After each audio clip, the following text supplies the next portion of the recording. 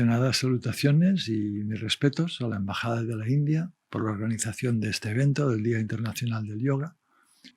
Y mis respetos también a todos los oyentes que están viendo o que participan de este día o que verán este contenido en un futuro.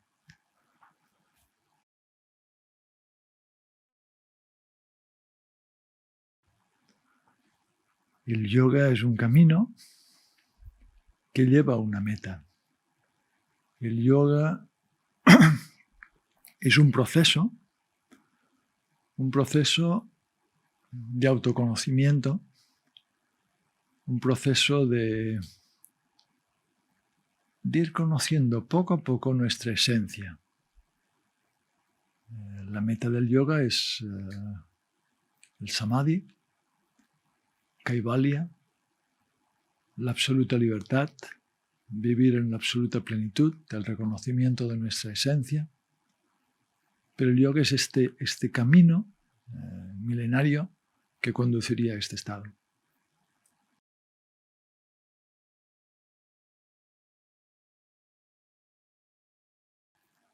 No hay relación. El yoga forma parte del hinduismo. El hinduismo es una tradición que tiene distintos yogas, distintos caminos, distintos margas, distintos procesos. Y el yoga está enraizado en esta tradición hindú, una tradición que podríamos intentar definir de forma muy breve, que considera el cosmos como una sacralidad, la vida humana como una vivencia sagrada que lleva al reconocimiento de nuestra plenitud. Y el yoga sería el medio hábil para llegar a esto. Si el hinduismo fuera la madre, el yoga o los yogas serían los muchos hijos de esta gran madre, que es el hinduismo, o el Sanatan Dharma, la tradición eterna.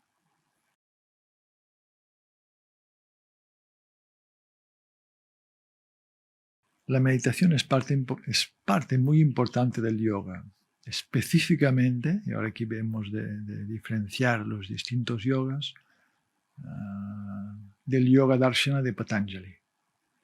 En este Yoga Darshana, la meditación, que sería en estos 8 o Ashtanga Yoga, el yoga de los 8 pasos, el séptimo paso sería Dhyana, o la meditación. Estadio en el que hoy las personas quieren simplemente ponerse a meditar. Pero estadio que para que esta meditación tenga todo su soporte y su base, hay unos yamas y niyamas, una forma de vivir, una forma de actuar, una no violencia, una veracidad, un contentamiento, una disciplina mental, un establecimiento del asana o la postura, una armonización de la respiración y el prana, una interiorización de los sentidos o pratyahara, la mente tiene la capacidad de concentrarse y finalmente se accede a dhyana. Según el Yoga Darshana, dhyana es la perfecta concentración en un punto, un objeto de meditación. De este dhyana vendría samadhi, que es ya la fusión con este objeto de meditación o la fusión con el propio ser.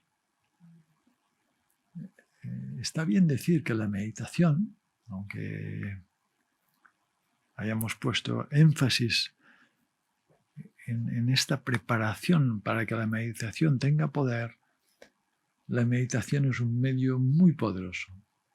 La meditación, hablamos ahora de la meditación en estado, en posición de asana, sentado, es aquel gran momento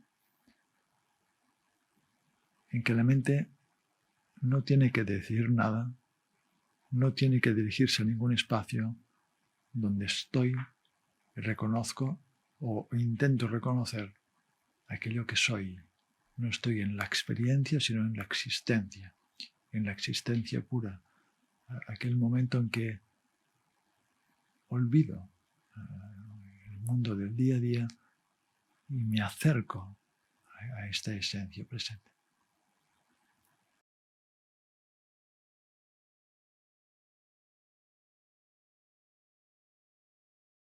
En realidad ya lo hemos dicho desde el principio, la enseñanza del yoga apunta a la absoluta libertad, a este espacio de absoluta plenitud.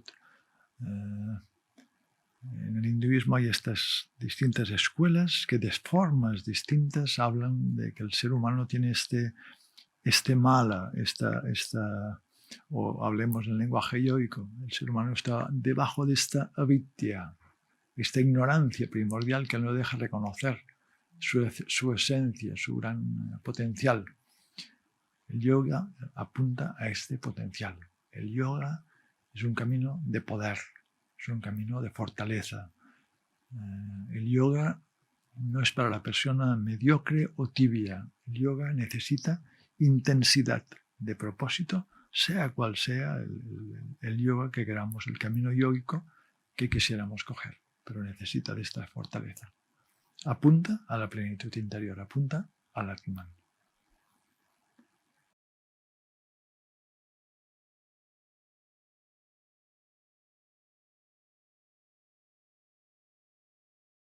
El maestro o guru en lenguaje hindú es clave. Cualquier cosa que queramos aprender en el mundo relativo, si queremos aprender violín o piano o arquitectura o algún baile, acudimos a un maestro. Mucho más en el camino espiritual, porque iremos entrando en espacios de menos y menos mente.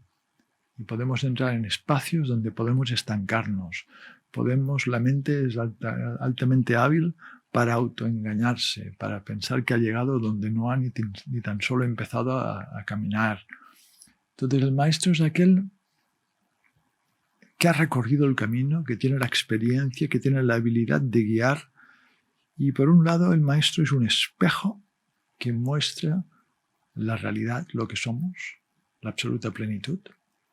Y por otro lado, este espejo tiene una segunda cara que nos muestra aquello que hace falta perfeccionar, aquello que hace falta abandonar, aquello que hace falta soltar para ir siendo cada vez más libre y más pleno.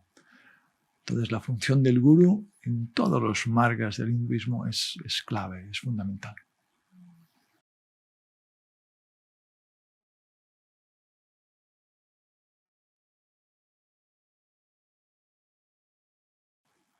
La enseñanza del yoga, siendo ya parte de estos shastras o escrituras, textos del hinduismo, la encontramos ya en las Upanishads.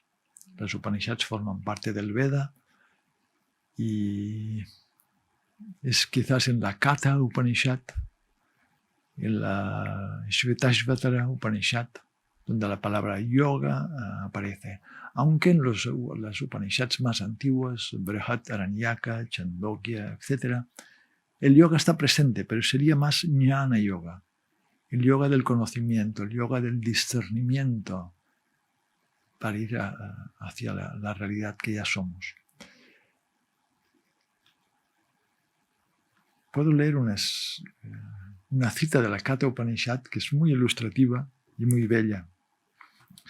En la Katha Upanishad, el discípulo es una chiqueta, es un joven, y el maestro es Yama, es como la deidad de la muerte, la deidad que lleva a los seres al espacio post-mortem. Y dice así: no puede llegar al Atman aquel que no ha abandonado la mala conducta, aquel cuyos sentidos no están controlados, aquel cuya mente no está en paz, ni aquel a quien le falta concentración. El Atman se alcanza solo a través del conocimiento de uno mismo. Ese Atman no puede ser alcanzado por la recitación de los Vedas, ni a través de la memoria, ni tampoco por la repetida escucha de textos sagrados. El Atman es alcanzado solo por aquel a quien él elige. Ante este buscador, el Atman revela su verdadera forma.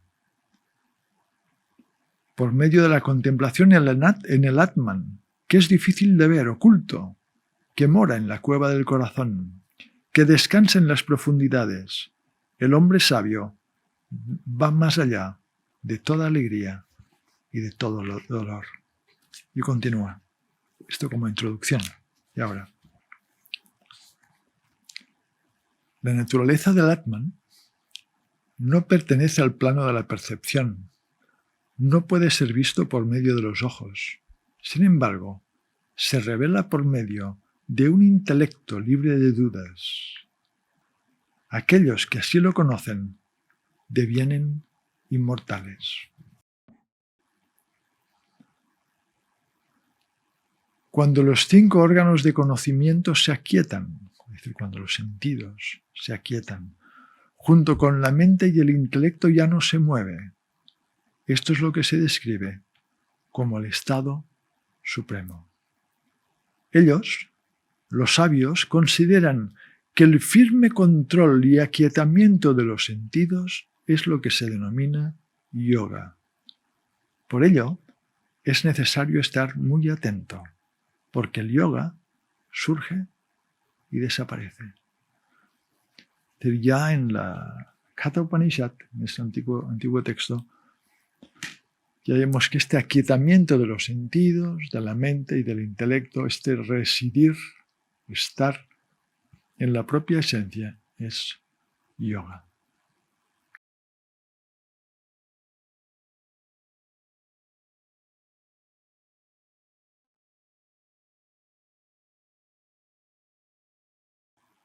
La esencia del yoga de los Upanishads es la misma esencia del yoga en otros textos, pero en general el énfasis de las Upanishads, al menos las Upanishads mayores, las más antiguas, hay esta presencia constante de lo que podríamos denominar Jnana Yoga o Advaita Vedanta, el reconocimiento del Atman. Posteriormente, hacia el medievo, hay otras influencias y surgen las Upanishads del yoga, un grupo de 20 Upanishads, Yoga Darshana, etcétera, etcétera, no vamos ahora a nombrarlas todas, en que estas Upanishads hablan ya de medios de concentración, medios de meditación, incluso mencionan distintas asanas o posturas, medios de respiración, bandas, mudras, para llegar también a este reconocimiento del Atman, pero ya usando el cuerpo, el uso del cuerpo adecuado, el uso del prana, para llegar a este reconocimiento. Pero siempre es el conocimiento del propio ser, de la propia esencia.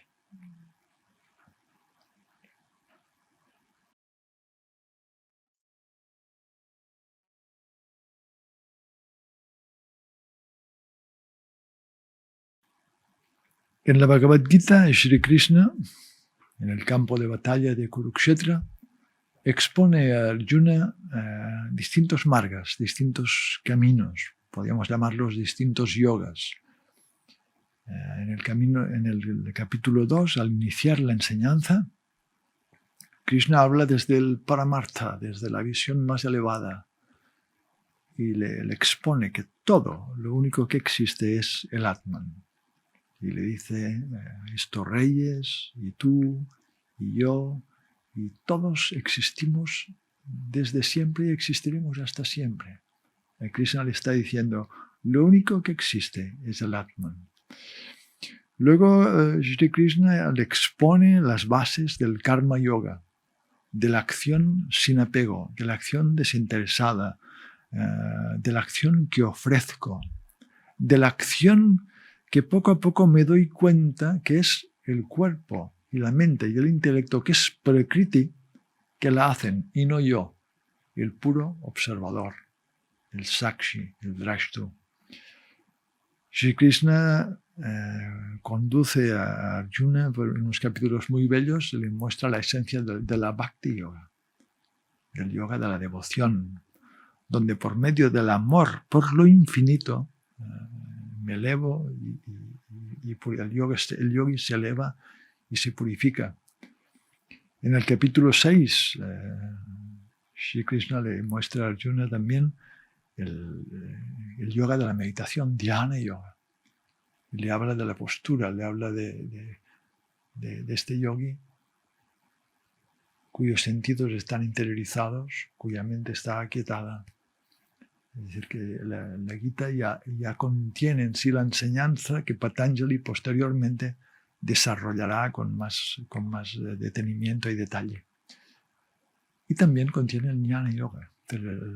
Si alguien quiere un libro riquísimo en enseñanza yoica, es la Bhagavad Gita, un texto para ser leído, meditado, contemplado, releído, meditado, contemplado, etc.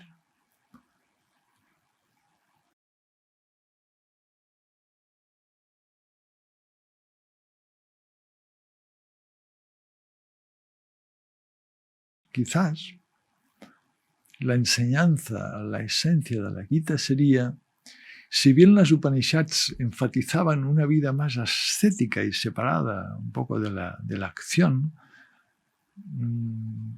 la Gita enseña, o Sri Krishna enseña a Arjuna en medio de la acción. Este campo de Kurukshetra no deja de ser un símbolo de este mundo, de nuestra vida, nuestra mente. Estos Kurus y Pándavas, estas influencias a veces no tan positivas y positivas, no deja de ser la lucha que existe en nosotros.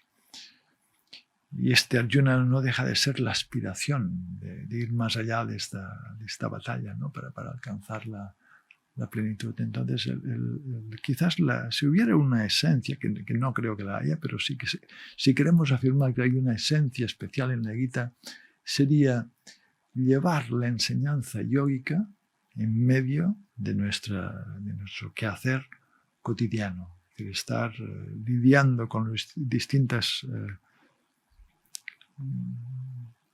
situaciones de la vida desde esta posición yógica inamovible.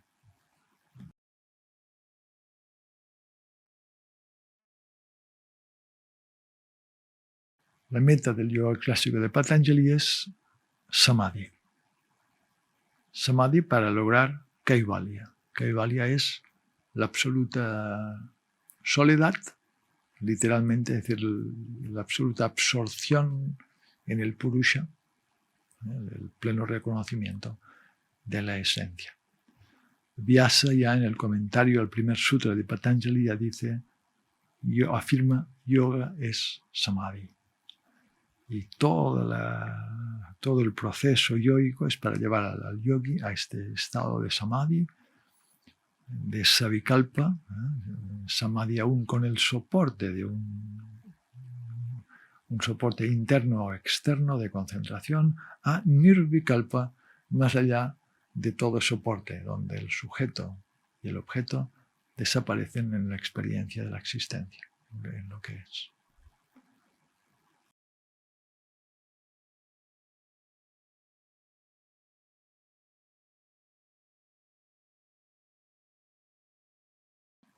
La esencia de la enseñanza de los Yoga Sutras es el control de la mente. Entonces, el Raja Yogi, el que sigue la Ashtanga Yoga o el Yoga Darshana, va buscando los medios hábiles. El yoga es un camino exigente para que su mente tenga menos contenido. En la medida que hay menos contenido o que la mente puede permanecer en nirodha, esta cesación de vritis, esta cesación de modificaciones, según Patanjali, el drashtu, esta conciencia desapegada que siempre observa, está en sí misma. El yogi está en su esencia. Entonces el énfasis es buscar los medios hábiles para llegar a este aquietamiento. Este aquietamiento se traduce en estados de samadhi que finalmente se hacen estables en el samadhi final.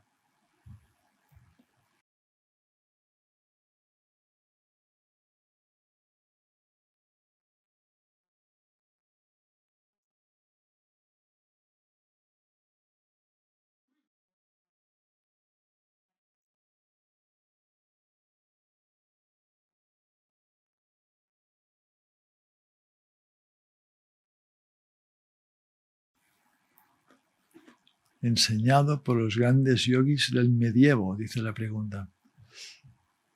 No. El yoga,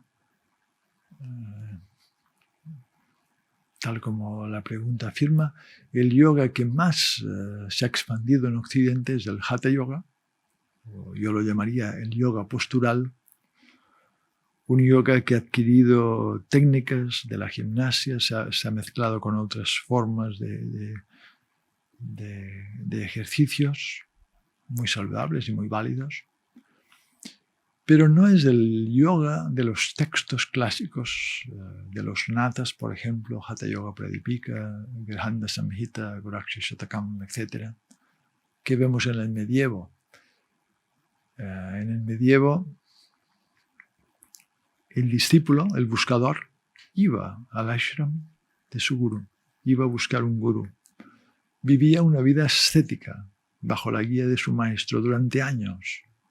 Y este le iba transmitiendo, siguiendo sus instrucciones, le iba transmitiendo ciertas pautas de conocimiento. Entonces, solo aquel que tenía este desapego por el mundo y este amor por la vida estética entraba en el camino yógico. Este es tal como está presentado en los textos. Este yoga postural que ha pasado a ser tan conocido, a partir de un momento, hace 150 años aproximadamente, Sri Yogendra en Bombay empieza la primera escuela de yoga. No habían escuelas de yoga, habían ashrams donde los aspirantes iban y vivían. Esta escuela de yoga es la primera escuela de yoga que tiene el primer profesor de yoga y el primer alumno de yoga. El alumno era una persona de Bombay, que igual tenía una vida agitada, y iba, hacía allí unos ejercicios, unas respiraciones y volvía a su vida agitada. Sri Yogendra, con toda la buena intención, no quería cambiar la visión ni la vida de esta persona, solamente ofrecerle un poco de relajación, de bienestar o de salud. Al mismo tiempo, Swami Kubalyananda en Maharashtra empieza esta asociación en Lonavala, donde el yoga empieza a ser estudiado con aparatos científicos, como si los rishis no fueran suficiente prueba de la validez del yoga. La ciencia ya ha invadido las mentes de estas personas modernas y quieren probar que el yoga funcione con máquinas, Ante una máquina y un rishi, Swami se queda con el rishi. Pero bueno, te falta probarlo, a ver si realmente funciona. Y se empieza a promover un yoga para curar enfermedades, un yoga saludable. Y realmente el yoga ofrece salud. No hay nada de negativo en lo que estas personas hicieron. En la misma época, un poco posteriormente, tenemos en el sur de India a Sri Krishnamacharya, este gran yogi, que en el palacio de Mysore él no solo enseña yoga, sino incorpora distintas posiciones o métodos más bien gimnásticos, ¿no? Y hace este yoga que se ha hecho tan famoso por todo el mundo está impactado del yoga de Sri Krishnamacharya por medio de Iyengar, de Patabi Jois, etc. Luego, podríamos hablar también de Swami Shivananda, ¿no? Y su gran expansión del yoga por medio de sus discípulos, Swami Chidananda, Swami Vishnudevananda, Swami Sachitananda, Swami Satyananda, no es este sino el del Bihar School of Yoga, Swami Venkateshananda en Sudáfrica. Entonces el yoga llega a muchas partes. Se empiezan a hacer cursos de yoga, personas que con pocos meses de repente son profesores de yoga. La cosmovisión yógica va quedando aparte porque las personas han hecho unas cuantas asanas un tiempo, hacen un curso, ya son profesores. ¿Qué saben de las Upanishads? ¿Qué saben de la Bhagavad Gita? ¿Qué saben del Hatha Yoga Pradipika?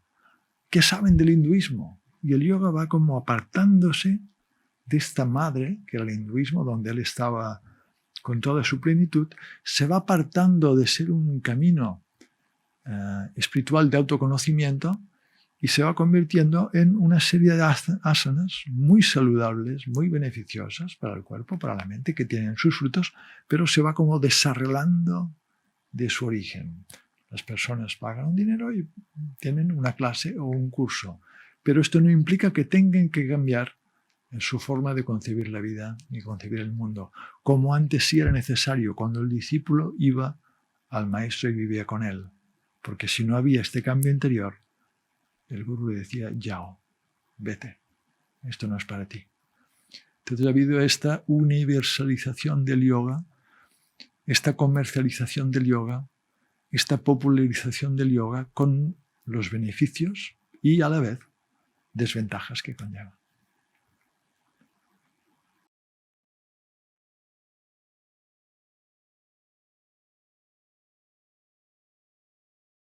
La esencia es la misma, es el autoconocimiento, el reconocer este espacio de plenitud que existe en mí.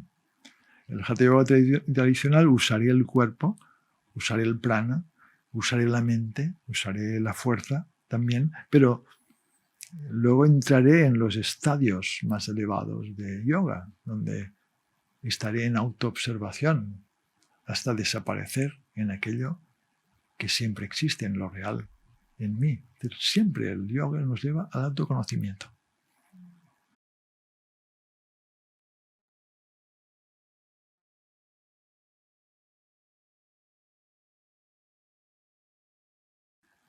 ¿En qué está basado el Hatha Yoga tradicional? ¿En qué está basado el yoga?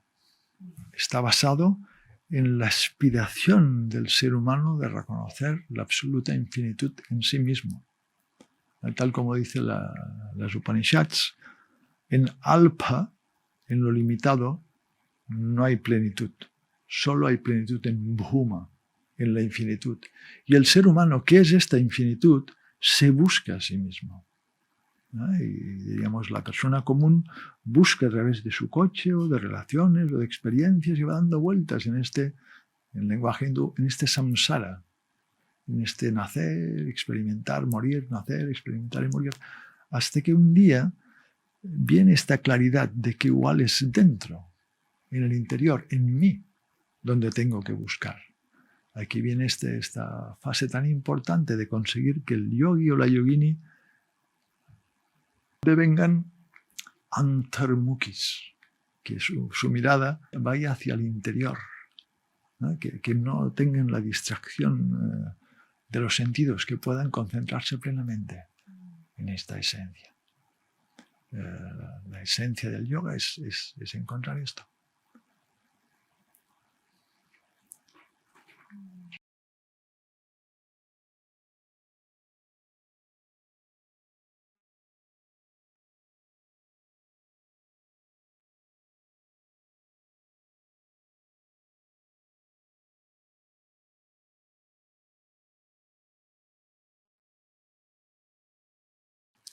Hay muchos puntos en común. Solamente es cuestión de énfasis, como hemos expresado en las Upanishads antiguas o clásicas. Vemos un énfasis más en el jnana yoga, en esta comprensión, en este vichara, en esta indagación, en este discernimiento. En las Upanishads el yoga se empieza a usar el cuerpo y el prana, pero para llegar a estadios de meditación. En el yoga darshana es la meditación, es el gran medio. En la bhakti yoga la devoción. Hay puntos en común es también la aspiración. El gran punto en común es la intensa aspiración del buscador. Y aquí viene una pregunta. Si una persona sin esta aspiración hace unos estiramientos, ¿está haciendo yoga o no está haciendo yoga? Lo que podría definir el yoga es no solo los métodos, sino la condición de aquel que practica. Si aspira a superar su condición psicofísica o no. El yogi es el que quiere ir más allá de Prakriti, más allá, diríamos, del mundo manifestado. Quiere reconocer en sí lo absoluto. Este es el yogi. Y esto es algo que hace falta decir. En los cursos de yoga no se enfatiza.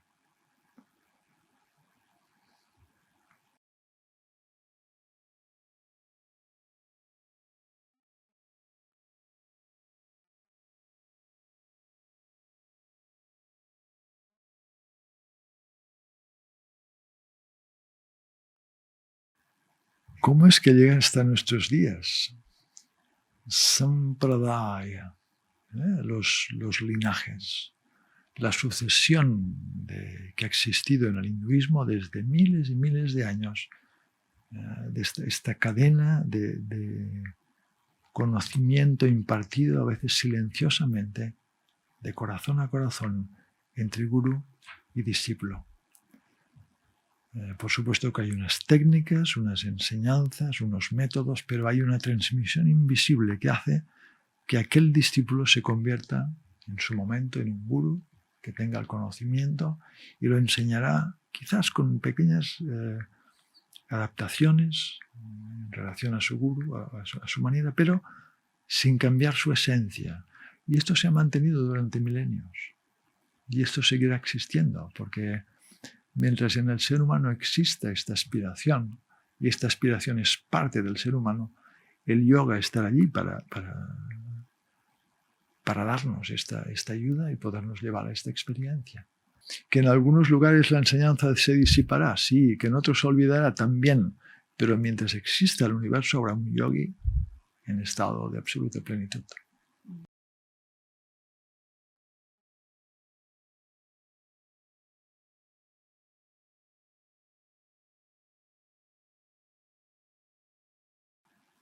Porque el yoga, aunque en India se haya cultivado, haya habido tantos mahatmas o tantos grandes yogis, tantas personas que han elevado, expuesto, resumido tanto esta ciencia, el yoga pertenece al ser humano.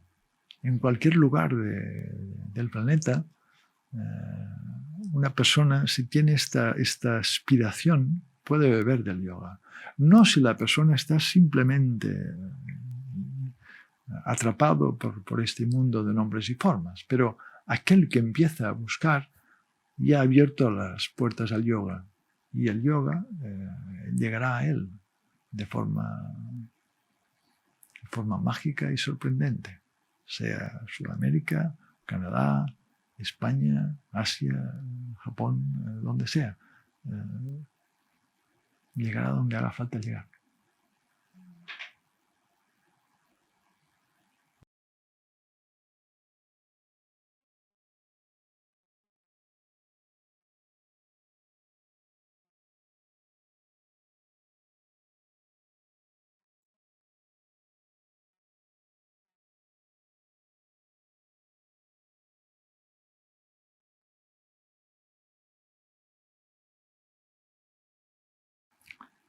Bien, seamos sinceros, el poder de transformación del yoga de la forma que se presenta hoy en día se ha disuelto un 97%.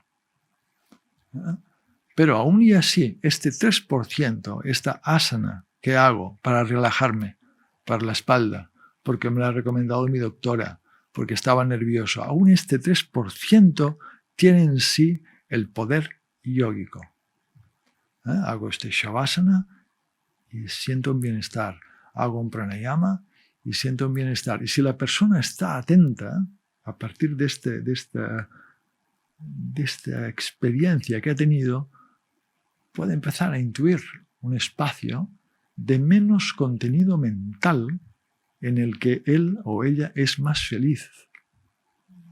El mundo moderno vive en la mente, obsesionada por la mente y el intelecto. Y es cuando la mente se aquieta, el intelecto se aquieta, que estamos más cerca de lo que ya somos. Entonces el yoga, aunque sea por una serie de posturas o pranayamas, son pequeñas puertas que nos pueden abrir a este descubrimiento. Y aquí está su poder. La persona que está abierta a esto empieza a querer practicar más, a estudiar más, a conocer más, y va empezando a reconocer la grandeza del yoga.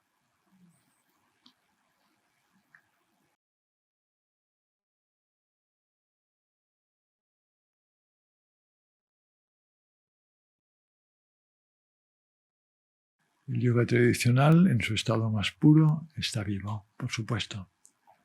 no será el que tendremos en el gimnasio de la esquina, de la calle donde vivimos. No será el curso de profesores que sale todo el rato en internet y que te enseñan cómo vivir del yoga y cómo estar en las redes, etcétera, etcétera. Pero hay personas muy genuinas con el conocimiento y con la habilidad de enseñar. Y sea en Occidente y sea en India, por supuesto que existen personas que están enseñando y abriendo y continuando este gran linaje del yoga, por supuesto.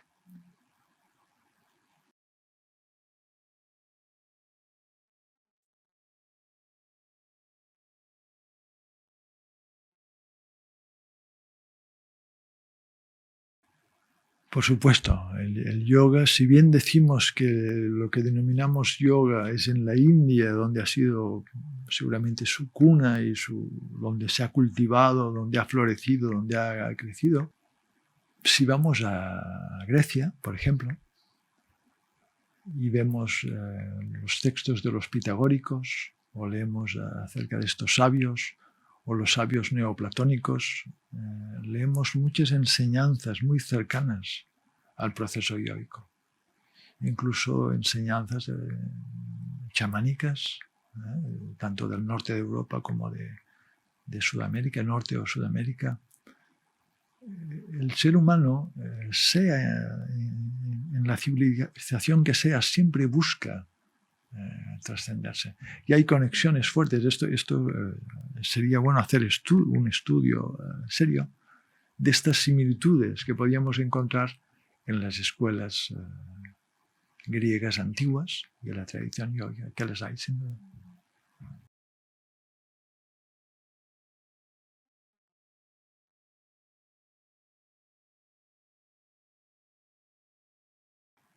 Las aportaciones más relevantes, antes hemos hablado un poco de ellos, han sabido hacer llegar el yoga a muchas personas.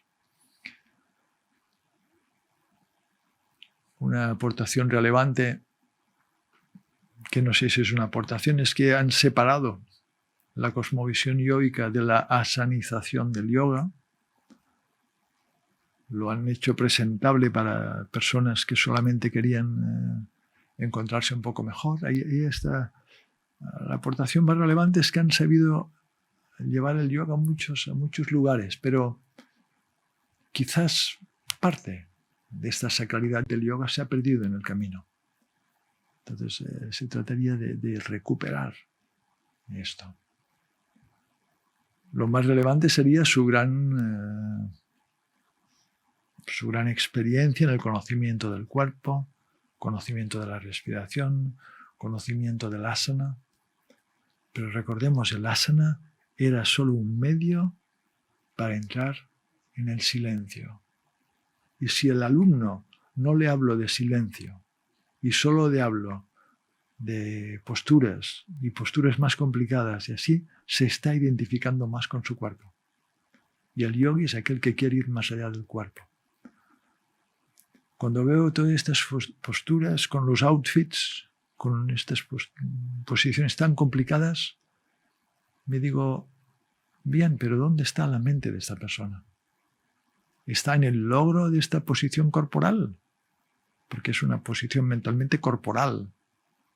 Y el yoga, aunque sea con una postura muy sencilla, con un ejercicio de respiración muy sencillo, con una contemplación muy sencilla, si te puede llevar al silencio, esto es el auténtico yoga.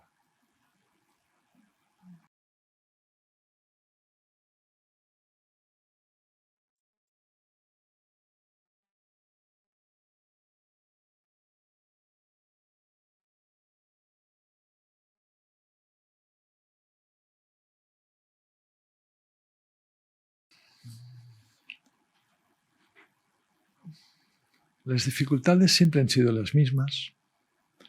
La pereza, la inercia, la dispersión, la falta de intenso propósito, no ser capaz de seguir una única enseñanza e ir dudando de todo. Cuando el yogi o la yogini entran en espacios de plenitud, no ser capaz de sostenerlos y volver a la realidad corporal. Pero en este siglo el yogi se encuentra con otra dificultad que Patanjali o los antiguos textos no describen, es la contaminación mental del mundo moderno, la contaminación mediática, la obsesión con la individualidad, con el hedonismo, con la falsa libertad, con hago lo que quiero y porque quiero, la irresponsabilidad generalizada, la manipulación mediática que tenemos en la televisión, que por favor, si son yogis, tírenla por el balcón hoy mismo. Esto es una infección que el yogi debe de protegerse. Y para esto no hay vacuna. Es sacralizar nuestra vida. No ser solamente una persona que produce y que consume.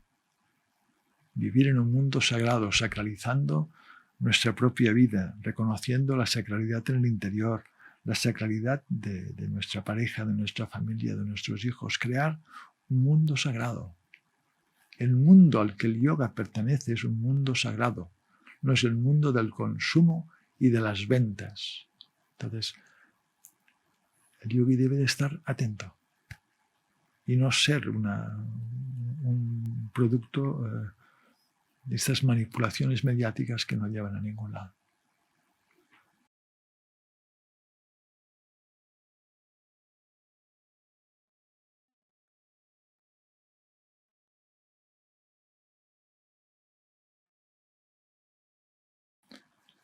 El yoga está haciendo un aporte en estos tiempos. El yoga está aquí, la enseñanza del yoga está aquí. Ahora hace falta el aspirante, la aspirante. La persona con auténtica sed, la persona con auténtico deseo de indagación, la persona que quiere desaparecer. Una de las definiciones de yoga es este nirodha, ¿no? O el yoga darshana. Yoga es chitta vritti nirodha. Observemos, el yoga es la cesación de los vrittis, de los movimientos en la mente. Si en la mente del yogi o la yogini no hay vrittis, no hay pensamientos, no hay mundo. El mundo es una serie de pensamientos que sostengo. El yo es un pensamiento que sostengo, toda mi individualidad. El yoga es una muerte y un renacimiento. Es un dejar la oscuridad y entrar en la luz. El yoga ofrece esto. Hace falta aquel aspirante que quiera realmente beber de este néctar, beber de este elixir, ser capaz de transformarse, de regenerarse y de descubrir su plenitud. El yoga está aquí para darnos esto. En este mundo, por más turbulento que sea, lo único que hay turbulento es la mente, no el mundo. Entonces, el yogi es el que vive en la turbulencia sin estar afectado por ella, porque está en su centro, sabiendo quién es, sabiendo que es este Purusha, este Atman, esta conciencia nunca tocada. Y si Arjuna, en medio de esta tremenda batalla de Kurukshetra, pudo mantenerse por la enseñanza de Krishna en su esencia, nosotros podemos, si tenemos la escucha y la fortaleza de seguir la enseñanza como hizo Arjuna.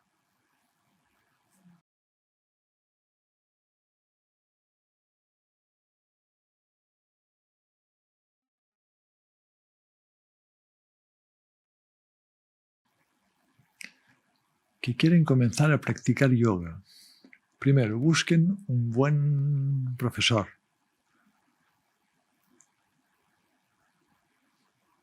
No hace falta que sea la escuela más famosa, puede ser una pequeña escuela, pero alguien que sientan que tiene amor por la tradición, no solo por el movimiento corporal, sino por la tradición, por la metafísica, por la cosmovisión, por la filosofía, por la sapiencia que acompaña al yoga.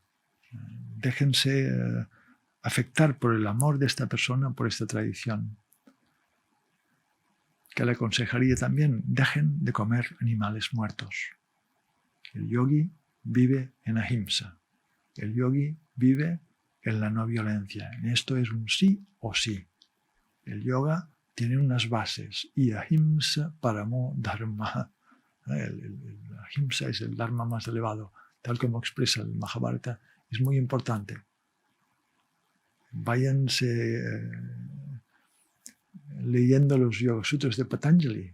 Vayan al Yoga Darshana, lean los yamas y niyamas.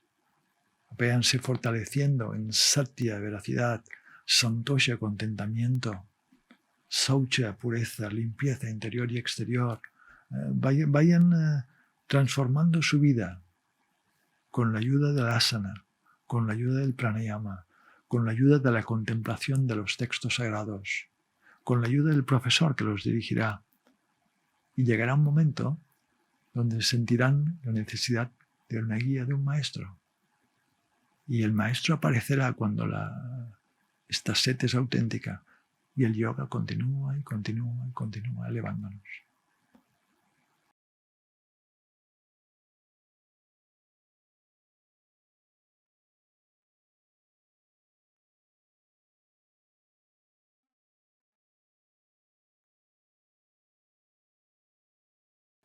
La práctica es la vida diaria. No existe la vida diaria y la práctica, esto no existe. La práctica es la vida diaria. La vida diaria es cuando voy al centro de yoga y aprendo unos asanas, unos pranayamas o me recitan unos textos. Pero la vida diaria es cuando regreso a casa y cómo cuido a mi hijo, cómo cuido a mi marido, cómo cuido a mi esposa, cómo trato a mi gato, cómo trato mi casa, cómo voy a trabajar al día siguiente, cómo soy de responsable, cómo mi mente divaga y la intento calmar. Yoga es cada instante de mi vida. No existe la vida diaria y el yoga. Esto es lo que se ha vendido. Voy al yoga estudio, 1 hora de yoga y luego mi vida. Esto es falso. El yogi está en yoga siempre.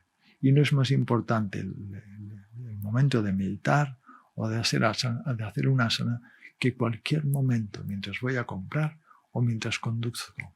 Esta observación, este aquietamiento de la mente, llevar la mente hacia el propio centro, esto debe de ser siempre.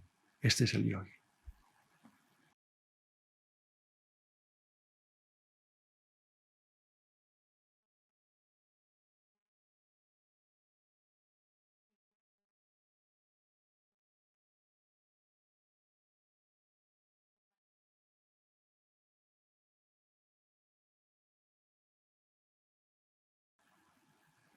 Les recomendaría, pues, si estos practicantes que llevan años y tienen un buen conocimiento de las asanas, de los mudras, de los bandhas, de los pranayamas, pues vayan a los textos.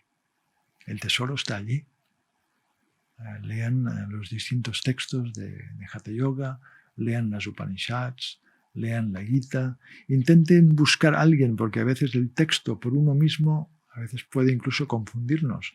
Intenten buscar a alguien que tenga el conocimiento para transmitirlo adecuadamente, para resolverle sus dudas, para aportar luz en estos, a veces, versos, porque hemos de darnos cuenta que algunos de estos versos están escritos, pero el gurú está allí para explicarlos, para elaborarlos. Entonces busquen la persona adecuada que pueda elaborar la enseñanza, pero váyanse haciendo uno con la enseñanza. La enseñanza nos lleva a la infinitud. La enseñanza nos llevará a la plenitud. Y tengo que hacerme uno, o tenemos que hacernos uno con la enseñanza. No es lo que sé, no es lo que memorizo, no es lo que he leído, es lo que he incorporado. Únicamente lo que he incorporado, lo que me va a ayudar y me va a transformar. Entonces, este proceso de seguir practicando con disciplina durante años, pero ir absorbiendo la esencia de esta tradición que me llevará ¿a qué? Al autodescubrimiento, al autorreconocimiento de lo que soy aquí y ahora y siempre seré, cuando no me identifico con la mente.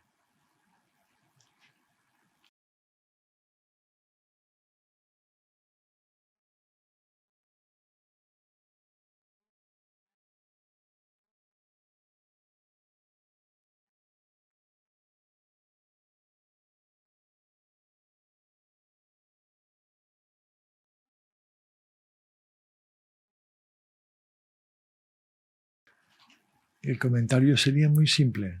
Ve más adentro. Hasta que no vivas siempre en la absoluta plenitud, ve más adentro. No pares. Tal como Yama afirma en la Katha Upanishad, levántate, despierta, acércate a los sabios y no pares hasta llegar a la absoluta plenitud. El yogi es aquel que es implacable, que no para, no para, no para, porque tiene esta sed de infinitud. Esta sed de infinitud es inherente en el ser humano. Buscamos el autoconocimiento, buscamos el reconocimiento. Y el yoga es un gran medio para lograrlo. Ve más adentro. Gracias por las preguntas, gracias por darme la oportunidad de participar en este Día Internacional del Yoga. Y salutaciones a todos. Om Shanti Shanti Shanti.